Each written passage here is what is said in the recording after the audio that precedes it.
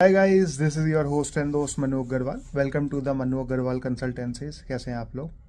नव वर्ष की शुभकामनाएं, हैप्पी न्यू ईयर 2026।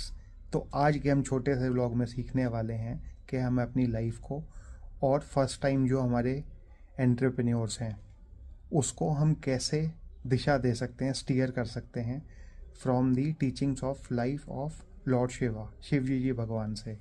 तो जैसे आपको पता है कि आजकल की जो लाइफ है वो फुल ऑफ स्पीड है, हर कोई बंदा एक दूसरे को चेस कर रहा है। तो इसके लिए हमें चाहिए लॉर्ड शिवा से जो हम सीख सकते हैं उनकी लाइफ से कामनेस, शांति। आपने देखा होगा कितनी भी केओस हो लाइफ के अंदर, भगदड़ मची हुई हो, लेकिन अगर आप शांत मन से बैठते हैं और सोचते हैं तो आपको रास्ता अपने आप दिख जाता है। इसी तरीके से बिजनेस की बात करें तो हर बिजनेस में एक ट्रेंड होता है। तो ट्रेंड को ना फॉलो करके पहले हम अपनी थिंकिंग को काम करके अपने माइंड को शांत करके अगर हम अपनी कोर स्ट्रेंथ के, हमारी अपनी खुद की विशेषताएं क्या हैं उसको उभारें, उसको देखें, तो हम आसानी से किसी भी सिचुएशन को डील कर सकते हैं और जो भी हम स्ट्रेटेजी फॉर्मुलेट करेंगे उसको अच्छे से इम्प्लीमेंट कर सकते हैं।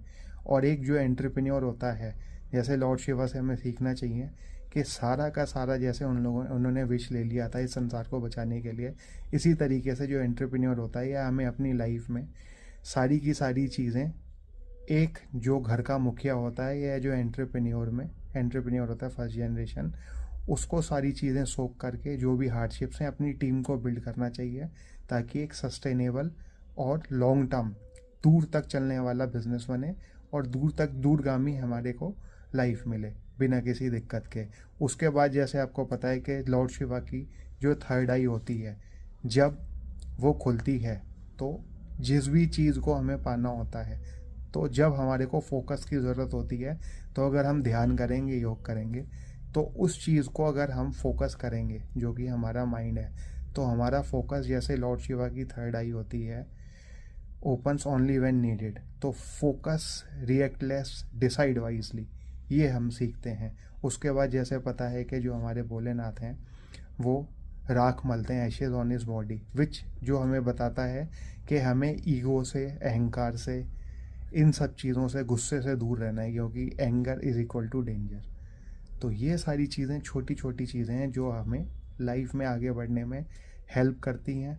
और आखिरी में जो हम लोग देखते हैं कि हमारे जो भोलेनाथ हैं वो डमरू का यूज़ करते हैं, जो कि है रिदम। सो रिदम, टाइमिंग और बैलेंस होनी चाहिए, वो आती है कंसिस्टेंसी से रिदम। तो ये छोटी छोटी चीज़ें अगर हम बात करेंगे अपनी